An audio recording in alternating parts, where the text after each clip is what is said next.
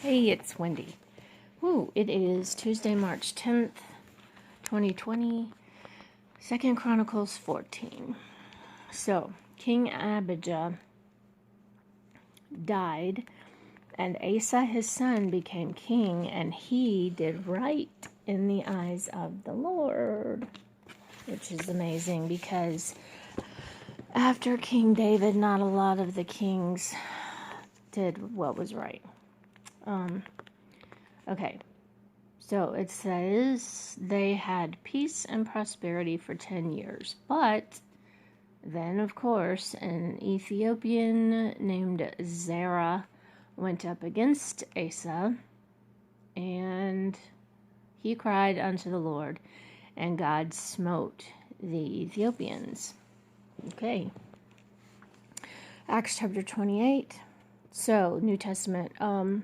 Remember Paul and all the people that were on the ship were shipwrecked on an island. So they found out that the island was called Melita. There were barbarians on this island. So they were making a fire because it was cold, and Paul had a venomous viper, a deadly snake, grab or bite and latch onto his hand. But he shook it off into the fire, and there was no harm, no swelling. He didn't die. So the barbarians thought at first, he got bit by a venomous snake. He must be a murderer. Well, they watched and watched and watched, and nothing happened to him. And they're like, oh my word, he's a god. So, of course, I'm sure he put them straight with that. All right, so then the chief of the island, named Publius, his father was sick with a fever and some other something, and Paul laid hands on him and prayed for him, and God healed him. Then when the others who had diseases on the island found out, they came to Paul. Paul prayed for them, and they were healed by God.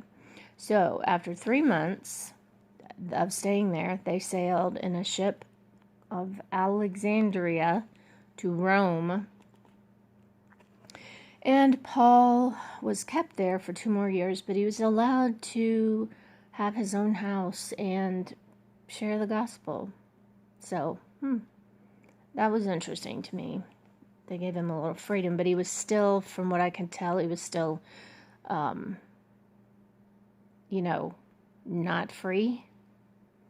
I'm not sure how all that worked back then. All right. Then in my YouVersion, called God's Grace, it says, God is our peace, hope, and security.